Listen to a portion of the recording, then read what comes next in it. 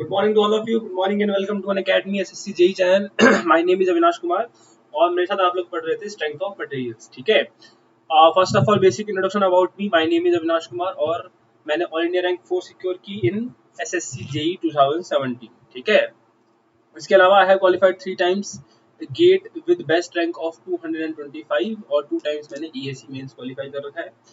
And I'm BTech from NIT Jaipur. Last 2 years I've been teaching for all the technical exams. You are preparing all the technical exams like SSC, JEE, GATE, ESC. जो भी आप तैयारी कर रहे हैं उसके बारे में मैं guidance दे रहा हूँ from the last 2 years. And yes, the major subjects that I'm dealing with is strength of materials, RCC design, structure, transportation, and soil mechanics. और yes, जो most important बात है that is the guys who want to join plus subscription. They can use this code Avinash 11 and you will get a 10% instant off on Unacademy plus subscriptions. इसके अलावा you will get my personalized guidance जहाँ पे आप लोगों को कोई भी doubt हो, कोई भी दिक्कत हो, क्वेरी हो, टेक्निकल नॉन टेक्निकल, कैसे तैयारी करनी है, एग्जाम्स के लास्ट टाइम में क्या करना है, रिवीजन कैसे करना है, सब कुछ आपको मैं डील करूंगा. Just if you want to join plus subscription, just you have to use this code Avinash 11. Okay. चलिए अब बात करते हैं कि why we should join the plus subscription. इसके बेनिफिट्स क्या है, उसके बेनिफिट्स देख लेते हैं फटाफट से. There are live classes, English and Hindi batches, crash courses, RIBs are there, rank prone batches, doubt clearing sessions, weekly test, all of these combination are available in the plus subscription. I think this is the best platform there. You can just learn in a systematic way. ठीक है. Content आपको पूरा available होगा on YouTube also. Content आपको available होगा in books also.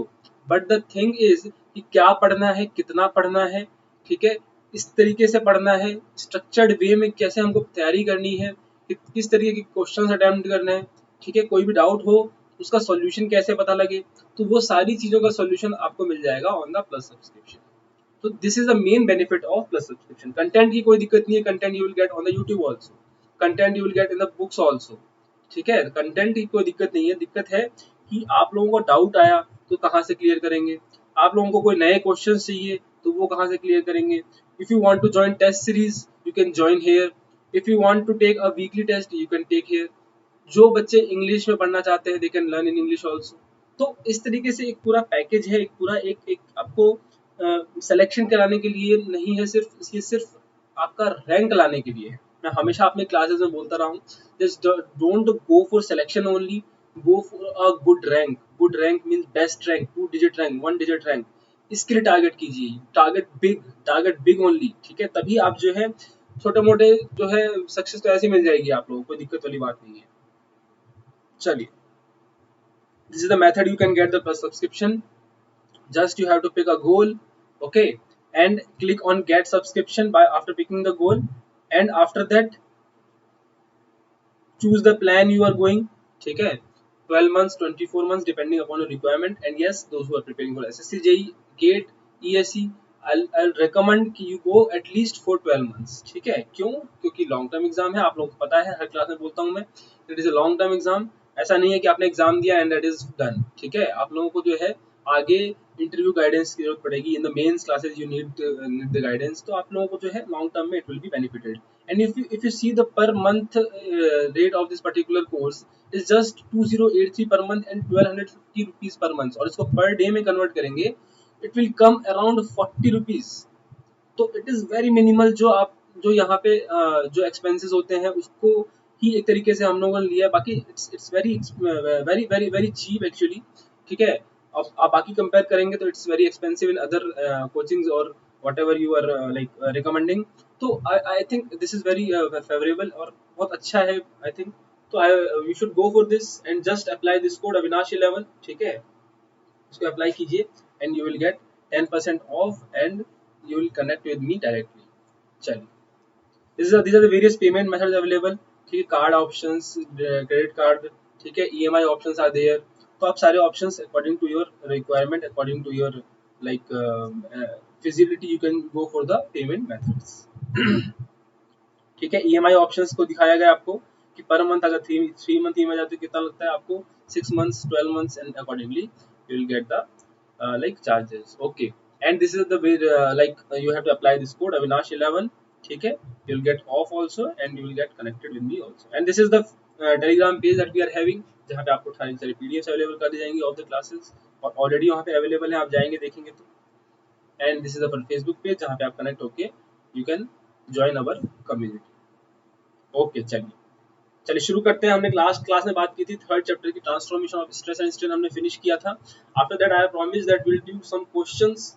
ठीक है, तो कुछ क्वेश्चंस देख लेते हैं, विल सीक सम क्वेश्चंस, और उसके बाद जो है फोर्थ चैप्टर स्टार्ट करेंगे, दैट इज डिफ्लेक्शंस. ठीक है, डिफ्लेक्शंस की बात करेंगे after this particular question series. ठीक है, और हमने क्या डिसाइड किया इस बार हमने क्या डिसाइड किया, that we should go with the questions. ठीक है, क्वेश्चंस के थ्रू प्रैक्टिस करनी है. ठीक है, तो इस तरीके से कुछ पैटर्न रहेगा. Okay, next half an hour हम ट्राई करेंगे कि जितने मैक्सिमम क्वेश्चन हो पाएंगे उतने ट्राई करते हैं कवर करने का. And after that will start the next chapter, chapter 4 with deflection. ठीक है, और उसमें बहुत ज्यादा थ्योरी नहीं रहेगी, जो मिनिमम आपको फॉर्मूला रिक्वायरमेंट है I will tell you those formulas, and after that you will directly jump into the questions. ठीक है, ओके. चलिए, the first question is, and yes, those students who are live, they can just comment in the comment section. ठीक है, मैं आपको बताऊंगा आपका सही है कि नहीं. then you will like self analysis हो जाएगा आपका कि आपकी क्वेश्चंस यहाँ पे सही हो रहे हैं या नहीं. ओके, चलिए, question number 1 is the ratio of normal stress to volumetric strain. The ratio of normal stress to volumetric strain is defined as, I told you when I was defining elastic constants, जब मैं define कर रहा था तो मैंने third elastic constant define किया था, that is bulk modulus. इसका फॉर्मूला क्या था, normal stress divide by volumetric strain, आपको अगर ध्यान हो. And after that I have given few relations between elastic constants like E is equals to 3k 1 minus 2 mu. और इसको कैसे याद रखना यही बताया था मैंने आप लोगों को. जिन्होंने क्लास फॉलो नहीं की है they can follow those classes. E equal to 2g 1 plus mu. ये आपके दो मेन फॉर्मूले, तीन मेन फॉर्मूले थे, दो मेन फॉर्मूले, और इसके बाद आप लिंक करके बाकी फॉर्मूलाज कैलकुलेट कर सकते हो. सो द क्वेश्चन में पूछा गया है normal stress to volumetric strain का ratio. The answer will be bulk modulus. The answer will be bulk modulus. A material is called ductile. Material को डक्टाइल कब बोलेंगे, when will we call it a material ductile, जब उसके अंदर large plastic deformation आ जाएंगे without deformation. large plastic elongation आ जाएंगे without deformation. It has long plastic elongation range. The correct option is option B. ठीक है. Next is the moment of inertia of the cross section about x axis is about x axis. आपके पास दो axis है यहाँ पे x and y. मैंने आपको बताया था मोमेंट ऑफ इनर्शिया कैलकुलेट करना हो, क्या कैलकुलेट करेंगे इसका, tell me in the comment section. Tell me in the comment section. आपकी एक्सिस जिस साइड को काटेगी उसका हमको क्यूब करना होता है. ध्यान रखिए इसका शॉर्ट ट्रिक, जिस साइड को काटेगी उस साइड का क्यूब करना है. डी को काट रही है, डी का क्यूब, बी को काटती तो बी का क्यूब करते. तो answer will be B D cube by 12. B D cube by 12. B D cube by 12. Answer will be option B. Poisson's ratio is defined as, Poisson's ratio का मैंने definition बताया था आप लोग को. Mu is defined as lateral strain divide by longitudinal strain. longitudinal strain. lateral strain divided by longitudinal strain. Clear है यहाँ तक. डायरेक्ट क्वेश्चन पूछे गए हैं और ये सारे के सारे प्रीवियस ईयर क्वेश्चंस हैं आपके. मैं कोई आपको अलग से नहीं दिखा रहा हूँ, ये सारे आपके पूछे गए हैं इस टाइप के क्वेश्चंस, और जो सारी चीजें मैंने डिस्कस कर रखी है क्लास के अंदर. The modulus of rigidity, modulus of rigidity, modulus of rigidity define किया था मैंने. Modulus of rigidity I have defined, it is defined by value G, that is given by shear stress divided by shear strain. Shear stress divided by shear strain is the modulus of rigidity. Clear है यहाँ तक. Sixth question is Hooke's law is valid up to. Hooke's law का मतलब क्या था, stress is directly proportional to strain. तो Hooke's law आपका applicable होता है up to limit of proportionality. Sigma is proportional to epsilon limit of proportionality. ठीक है, the ability of a material to absorb energy till elastic limit I have defined in detail resilience, toughness, modulus of resilience, modulus of toughness. तो आपका up to elastic limit बोले अगर, तो will call it resilience, will call it resilience. ठीक है, will call it resilience. चलिए question number 8, out of the following which is elastic? Tell me in the comment section what is the correct answer of this. Which is elastic?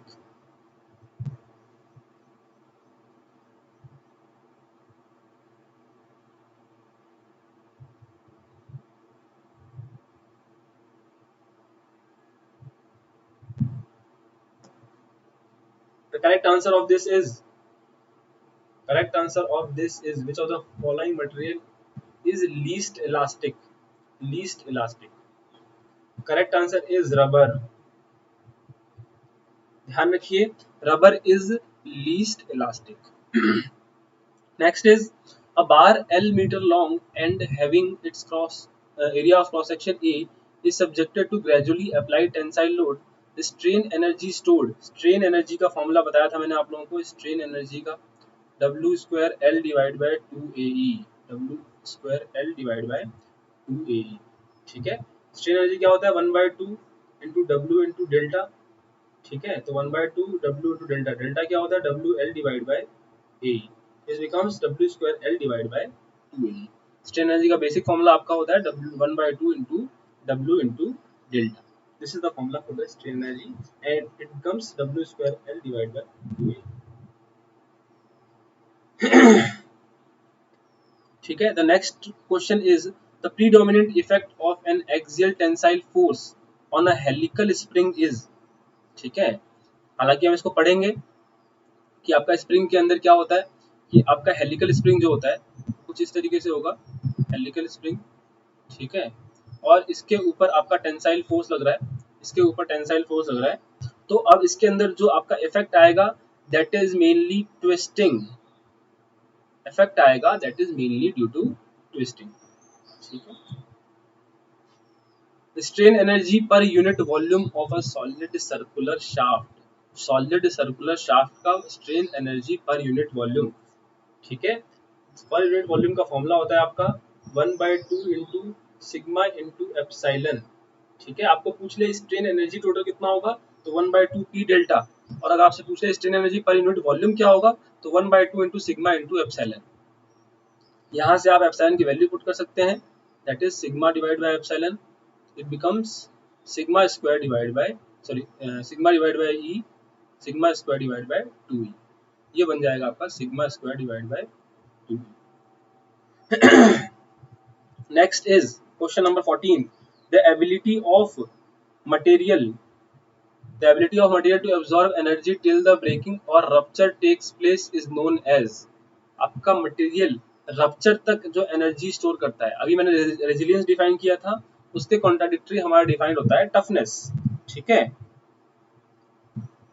उसके quantity हमारा define होता है toughness. ठीक है, मैं अब जो मटेरियल आपका एनर्जी स्टोर करेगा up to breaking is called toughness.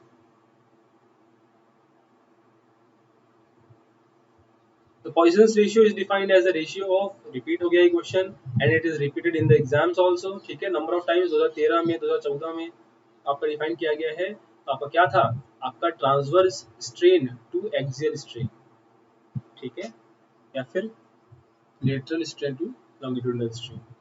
Strain energy due to axial deformation, axial deformation की वजह से आपको पता है स्ट्रेन एनर्जी पूछी है। ठीक है, strain energy per unit volume नहीं पूछी है, तो strain energy per unit volume define करेगा, then we will define it as a sigma square divided by 2e। when it is defined only strain energy, then we will define by 1/2 p delta। ठीक है, a linear force deformation relation is obtained in materials। linear force deformation relation, force deformation relation अगर आपका linear है तो वो material कौन सा होगा आपका, that material which follow Hooke's law, जो linear आपका होता है that is stress is directly proportional to strain। in which type of material, that material which follows Hooke's law, that material follows Hooke's law। The next question is the property of a material by which it can be beaten or rolled into plates इसको plates में जब हम role कर सकते हैं उसको बोलते हैं हम, क्या बोलते हैं बताइए मुझे कमेंट सेक्शन में क्विकली।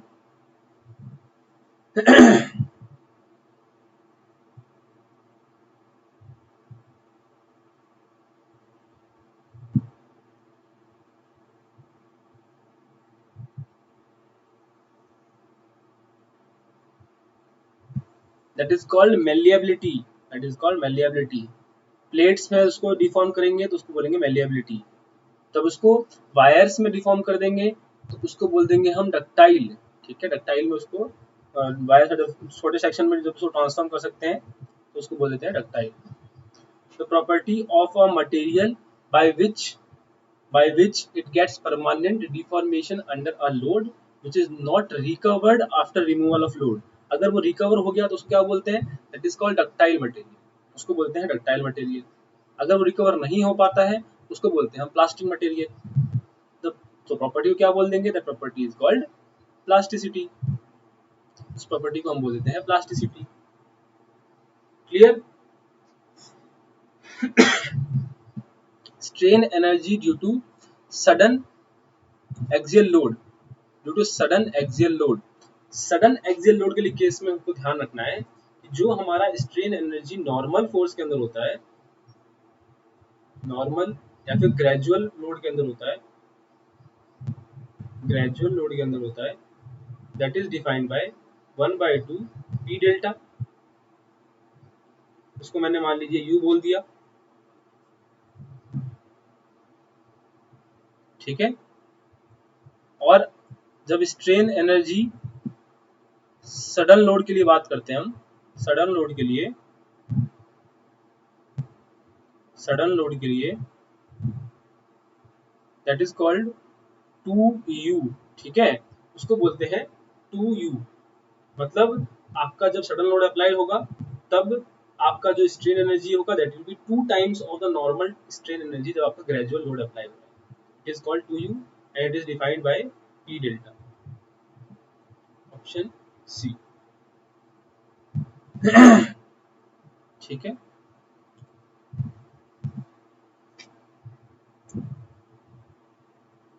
नेक्स्ट क्वेश्चन बताइए आंसर क्या रहेगा, option correct option in the comment section.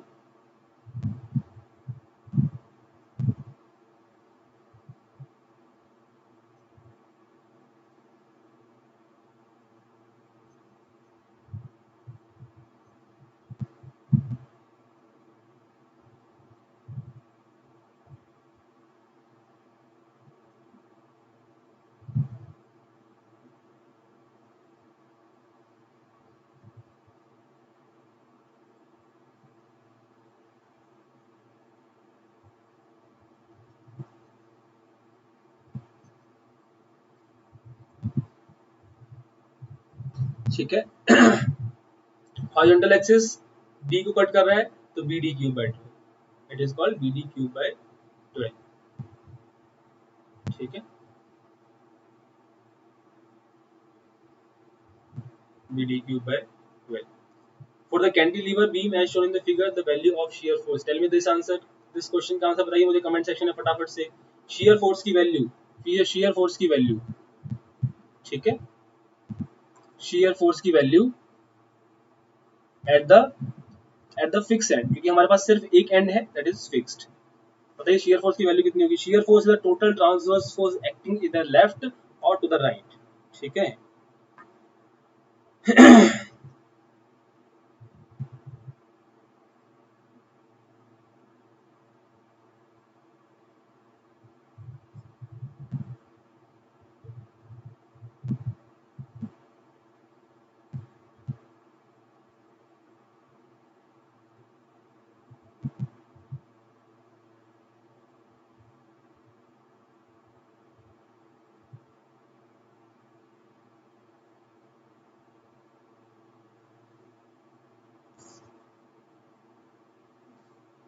ठीक है, shear force की वैल्यू, shear force की value in this case is a total transverse load that is acting is 25 plus 30 into 1.5, 25 plus 45, that will be 70 kilonewtons.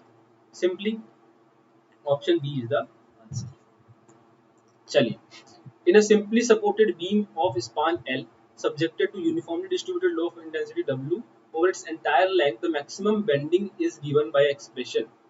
आपको ये पता होना चाहिए, you should remember these terms, these values, that in a simply supported beam, when a UDL is applied at the center of this particular beam, the maximum bending moment is occur. Bending moment maximum is WL square divided by 8. WL square divided by 8. Option A is correct. जब आपके पास यहाँ पे point load होता है, and in that case bending moment maximum will be WL divided by 4. WL divided by 4. Next question is, ठीक है, next question is the shape of bending moment diagram in a beam subjected to only uniformly distributed load. आपका bending moment diagram का shape जब उसके ऊपर UDL apply हो रहा हो, ठीक है,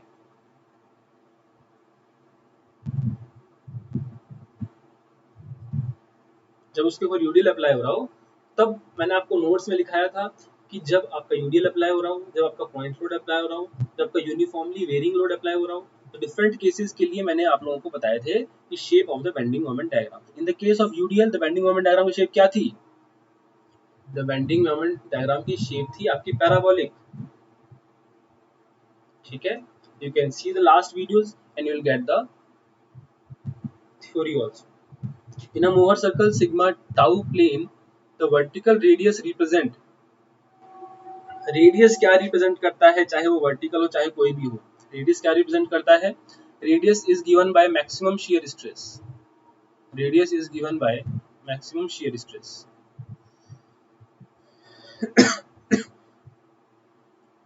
radius is given by maximum shear stress. Radius is given by tau max. The answer will be maximum shear stress. That is option A is the correct answer. The ratio of flexural rigidity, the ratio of flexural rigidity, ठीक है, of a beam to another one of similar material will be. हमसे flexural rigidity पूछा है. Flexural rigidity क्या होता है आपका?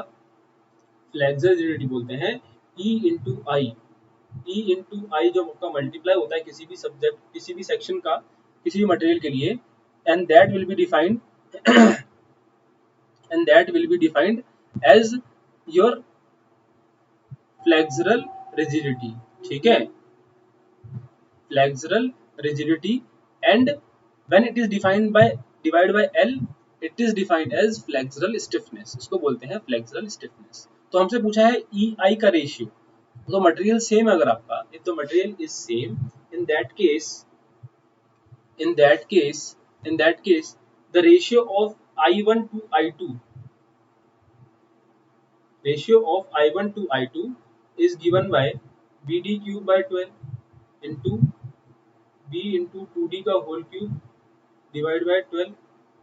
Simply यहाँ पे आ जाएगा 1/8.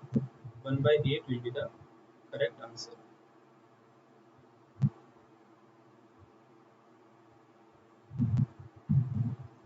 Option C. Option C. ठीक है. For a rectangular beam, the maximum shear stress is related to. Okay, चलिए आगे का क्वेश्चन आ गया ये. We'll define this question. We'll hold this question. ठीक है, shear stress का जब हम concept देखेंगे, there we will discuss about this particular concept. ठीक है, अभी इसको एक बार skip करते हैं. Next question is a beam fixed at both ends carries a uniformly distributed load on entire length. The ratio of bending moment at the support to the bending moment at the mid span. तो यहाँ पे ध्यान रखने वाली बात ये है, आप इसको निकाल भी सकते हैं. तो आपका फिक्स एंड होता है, इसके ऊपर यूडीएल लग रहा है, जिसके ऊपर यूडीएल लग रहा है. The value of fixed end moment is calculated as WL square by 12. WL square by 12. ठीक है, and at the mid span, at the mid span bending moment is WL square divided by 20. आपसे पूछा है ratio of bending moment at the support to that of at the mid span. The answer will be WL square by 12. WL square by 12 divided by WL square by 24. The answer will be 2. The answer will be. चलिए next question define करते हैं. Next question is given. The shear force diagram for a cantilever beam subjected to a concentrated load at the free end. Tell me the answer. Tell me the answer.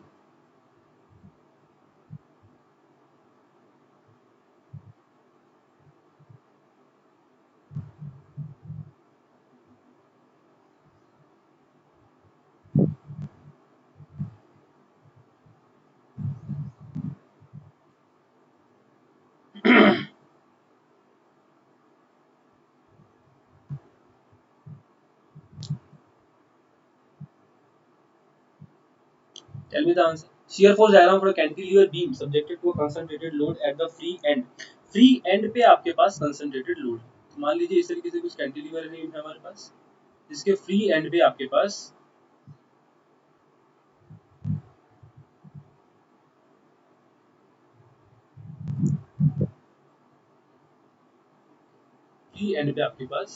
एक vertical load.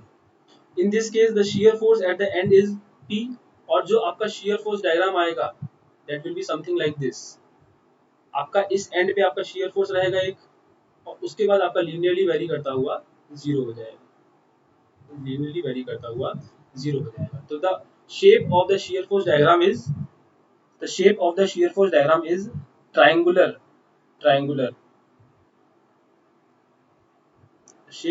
force diagram is triangular.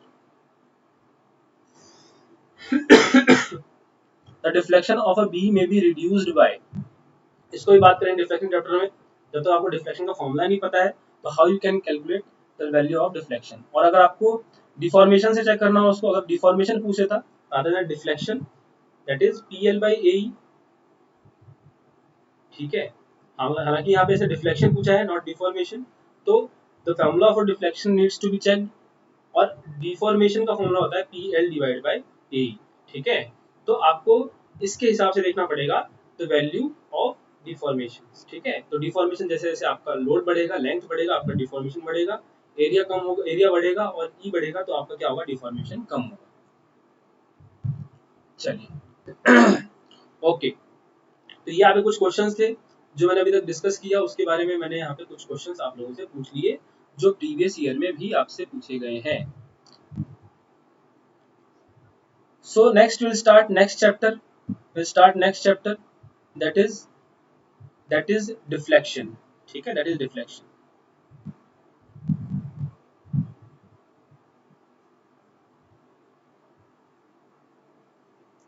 Chapter number 4.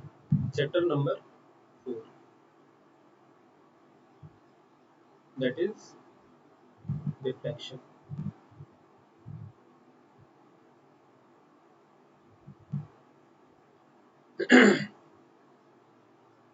Deflection. अब deflection के यहाँ पे हमारे पास दो part. एक तो मैं यहाँ पे आप लोगों को बताऊंगा स्टैंडर्ड फॉर्मूलेस क्या क्या होते हैं. ठीक है, प्रीलिम्स में आपका जो है मेनली डिफ्लेक्शन निकालने के लिए आपको जो भी मेन आपको इक्वेशन पूछी जाती है, मेनली एसएससी एग्जाम से कंसीडर करता हुआ, तो आप लोगों से जो क्वेश्चन पूछे गए हैं that is of very basic level और जो डायरेक्ट फॉर्मूला बेस्ड है. तो यहाँ पे इसको दो पार्ट में मैंने डिवाइड किया है. द फर्स्ट वन इज मैं आप लोगों को डायरेक्ट स्टैंडर्ड रिजल्ट्स बताऊंगा कि standard results, standard loading, standard beam के लिए क्या रहती है, उसके हिसाब से क्या डिफ्लेक्शंस की वैल्यूज कैलकुलेट होती है.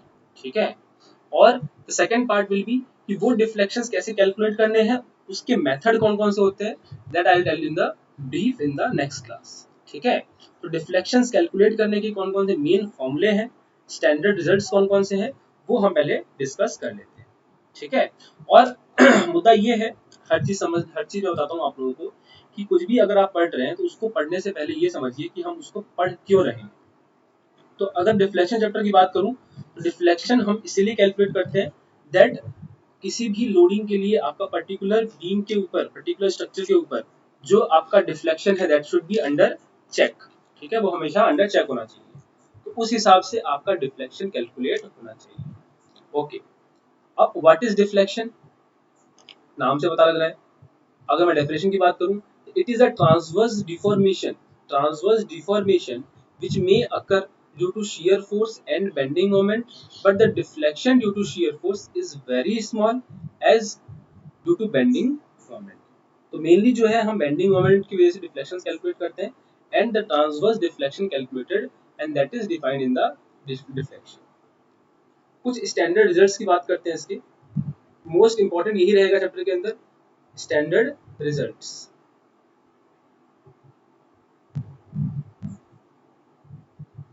Standard results, standard results, standard results. First one is the first one is आपके पास कैंटिलीवर बीम है. कैंटिलीवर बीम है, ठीक है. उसके ऊपर एक एंड पे मोमेंट अप्लाइड है.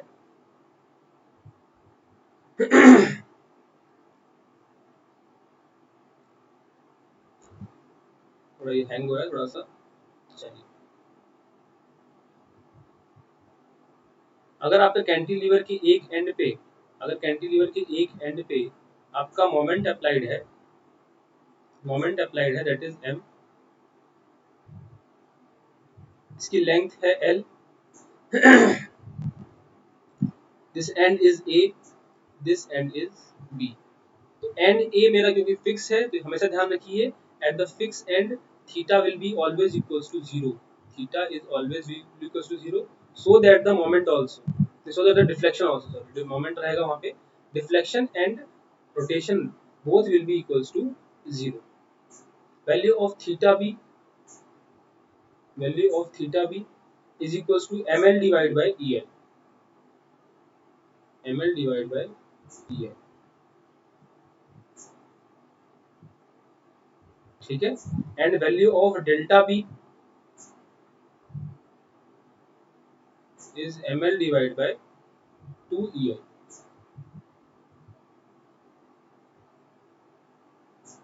ml divided by 2ei, sorry, ml square divided by 2ei. Deflection हो जाएगा ml square divided by 2ei and the theta will be equals to ml divided by ei. ठीक है. नेक्स्ट पॉइंट इज जब मेरे cantilever beam पे एक point load applied at the free end, at the free end point load is applied. In that case value of theta b is equals to pl square divided by 2ei, pl square divided by 2ei. ठीक है. and value of delta b is pl cube divided by 3ei, pl cube divided by 3ei. ठीक है. value of delta b is pl cube divided by 3ei. third is when a point load is applied but not at the free end, not at the free end, ये कहीं पे आपका बीच में applied है. Suppose it is at a distance a from the left end and b from the right end, b from the right end. ठीक है. इन this case जो आपका वैल्यू ऑफ डिफ्लेक्शन रहेगा दैट इज वेरी इंपॉर्टेंट. आपका यहाँ तक, इस point तक, सपोज ये आपका सी पॉइंट है, यहाँ तक जो डिफ्लेक्शन था, suppose this is delta C. तो delta C can be given as, delta C can be given as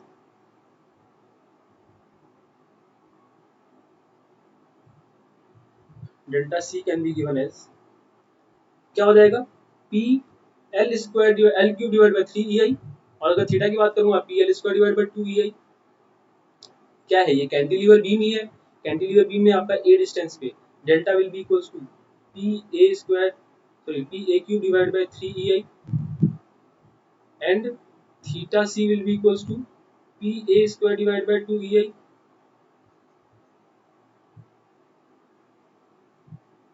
अगर वही मुझे कैलकुलेट करना हो कि बी पे कितना होगा, बी पे कितना होगा, यहाँ पे ध्यान देने वाली बात ये है that theta b will be equal to theta c, that is equals to p a square divided by 2EA, EA square divide by 2EA। And delta की बात करूंगा मैं, तो delta B will be equal to delta C plus theta C into distance. Distance है यहाँ पे B, तो delta B equal to delta C plus theta C into B, E A cube divide by 3EI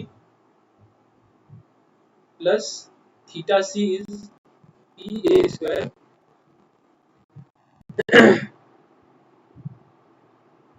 A square B divide by 2E। इस तरीके से आप delta और theta दोनों कैलकुलेट कर सकते हैं इन दिस केस। क्लियर है यहाँ तक?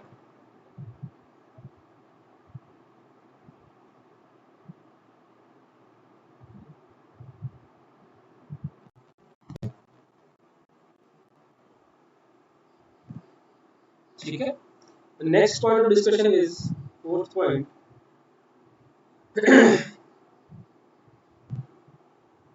फोर्थ पॉइंट, कैंटिलीवर बीम के ऊपर UDL is applied. Cantilever beam के ऊपर UDL is applied. Cantilever beam के ऊपर UDL is applied. Length is L. Length is L. Theta B is equals to WL cube divided by 6EA. Theta B is WL cube divided by 6EA. And delta B is equals to delta B is equals to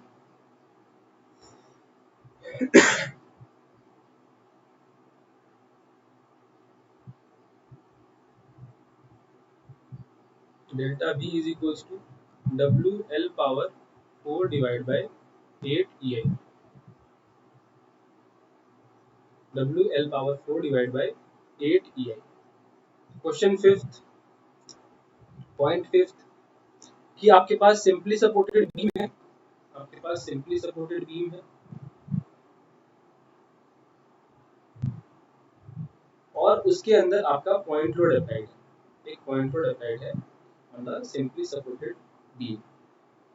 in this case आपका ये ए हो गया point, ये आपका point C हो गया।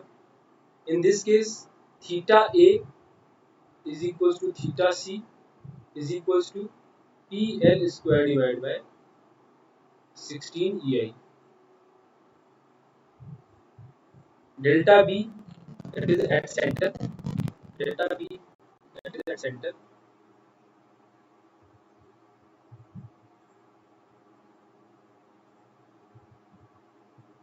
delta B that is at center is given by PL cube divided by 48EI, PL cube divided by 48EI. This is the case when the simply supported beam is applied with a point load. Simply supported beam के ऊपर point load applied है। इसके पहले आपका एक case रह गया, that is of cantilever beam, cantilever beam के ऊपर आपका ट्रायंगुलर लोड, मतलब कि यूनिफॉर्मली वेरिंग लोड अप्लाइड है। कैंटिलीवर बीम के ऊपर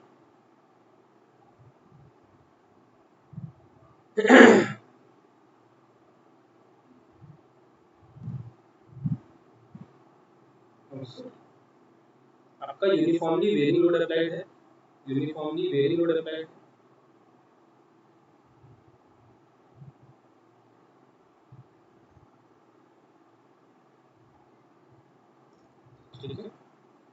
In this case, what is the value of deflection and theta? In this case, the value of theta, suppose आपका end A है, ये end B है. In this case, value of theta B is equals to WL cube divided by 24 EI. WL cube divided by 24 EI. And delta B is equals to WL power 4 divided by 30 EI. Seventh point is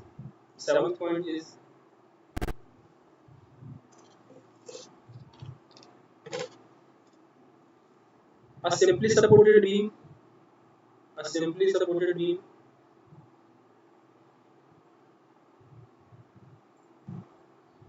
a simply supported beam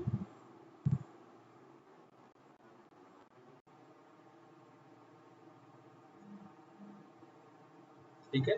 In this case suppose this end is A, this end is B. ठीक है. In this case theta A is equals to theta B and that is equals to WL cube divided by 24 EI. WL cube divided by 24 EI.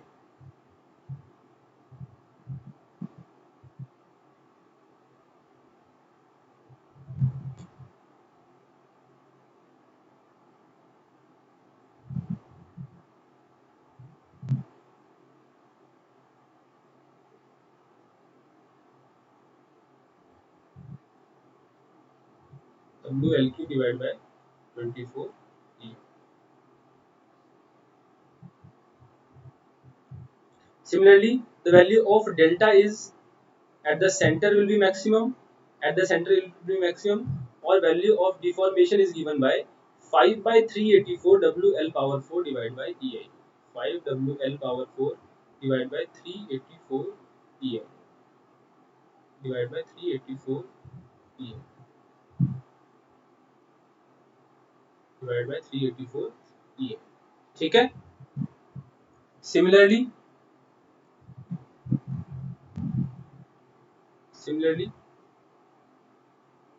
section number 8, point number 8 is आपके पास simply supported beam है. Simply supported beam है.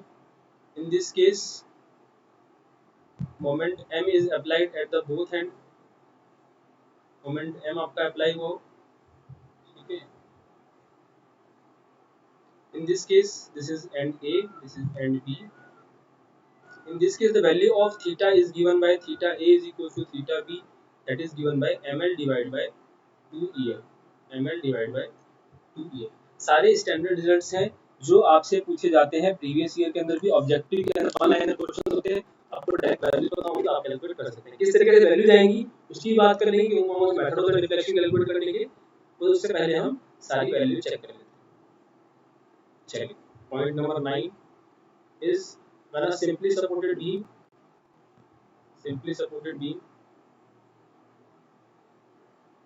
is applied with a moment at only one end. सिर्फ एक end पे moment है, दूसरे and पे moment नहीं. In this case, theta B is given as, जहाँ पे आपका मोमेंट अप्लाई होता है उस एंड पे जो आपका थीटा B आता है, that is equal to ML divided by 3EI. That is equal to ML divided by 3EI. That is given as ML divided by 3EI. और आपका जो फार एंड होता है, जो आपका फार एंड होगा इस केस के अंदर, in that point the deformation that is theta is given by ml divided by 6 EI. Half हो जाती है इसकी वैल्यूज, हाफ हो जाती है इसकी वैल्यूज. ठीक है, थोड़ा सा ये प्रॉब्लम आ रहा है.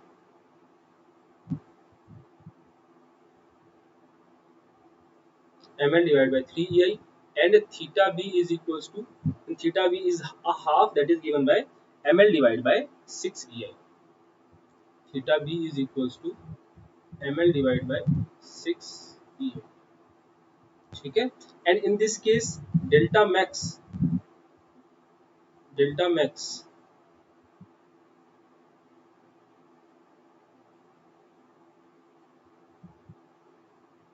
is given by ml square divided by 9 root 3 EI.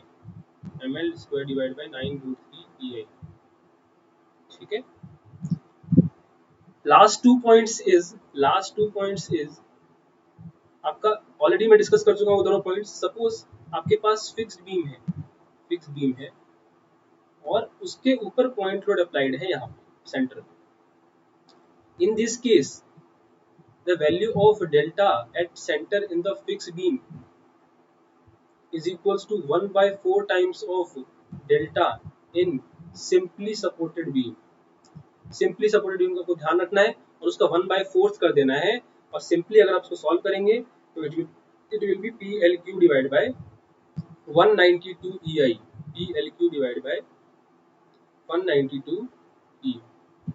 And the last part is कि आपका फिक्स्ड बीम के ऊपर अगर यूडीएल अप्लाइड है, फिक्स्ड बीम के ऊपर अगर यूडीएल अप्लाइड है, in that case the value of deflection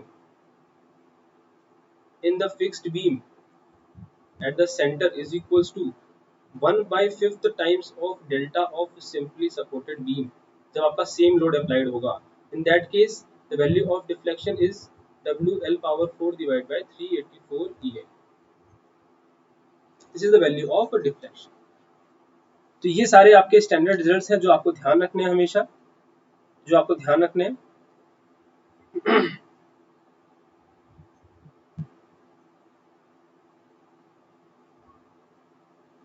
ठीक है, जो आपको ध्यान रखना है, और वन लाइनर्स आपसे डायरेक्ट पूछे जाते हैं in the previous year examinations. कल हम बात करने वाले हैं कि कौन कौन से मेथड होने वाले हैं, इसके ऊपर क्वेश्चंस भी होने वाले हैं। ठीक है, तो क्वेश्चंस के थ्रू हम समझने वाले हैं कल फिर से कि किस तरीके से आपको वहां पे डिफ्लेक्शंस कैलकुलेट करने हैं। अभी मैंने आपको स्टैंडर्ड रिजल्ट बता दिए सारे, ताकि इसको यूज करके आप जो है प्रीवियस ईयर क्वेश्चंस आराम से सॉल्व कर सकते हैं। तो आप कौन कौन से मेथड शुरू होने वाले हैं, that is first one will be double integration method. Short में बताएंगे क्या होता है इसके अंदर, मेनली क्या मेथड होते हैं इसके। Double integration method, Macaulay's method, strain energy method, unit load method. ठीक है, ये सारे मेथड हम वन बाय वन डिस्कस करने वाले हैं इन द ब्रीफ, तो आपको पता रहे कि होने क्या वाला है। And along with this there will be some questions on the deflection chapter, जो आप जिसको करके आप जो है पूरा चैप्टर रिवाइज कर सकते हैं। ठीक है, तो आई होप सब लोगों को मजा आया होगा आज की क्लास में। Very informative class was this, because सारे के सारे फॉर्मूले आपके इंपॉर्टेंट है और आपसे कई बार पूछे जाते हैं एग्जाम्स के अंदर। ठीक है, so I'll finish this class today here only। thank you very much for joining। आप लोग जो है रिवाइज करते रहिए स्ट्रेंथ ऑफ मटेरियल्स और structure. I will be dealing with you. ठीक है, जो भी आपको दिक्कत आए, you can message me on my Facebook ID Avinash Kumar Jha search करके, और you can message me on Telegram also. ठीक है, you can message me on Telegram. This is my contact number 8852891879। My contact number is 8852891879। यहाँ पे आप मुझे message कर सकते हैं। ठीक है, और आप लोगों के मैसेज का reply I will do as soon as possible, या फिर आप कंफर्टेबल हो फेसबुक के अंदर तो आप फेसबुक पे रिप्लाई कर सकते हैं। ठीक है, जहाँ भी आप लोगों को कोई भी डाउट आ रहा है कि सर मुझे ये क्वेरी आ रही है, मुझे ये इस टाइप के क्वेश्चन चाहिए, तो I can help you out on those things. ठीक है, चलिए, thank you very much for joining. Keep revising, keep practicing, keep learning, and yes take care of yourselves, क्योंकि अभी जो टाइम है वहाँ पे अपना ख्याल रखना is the most important criteria, and after that everything comes. ठीक है, अपना ख्याल रखिए, अपने घर वालों का ख्याल रखिए, और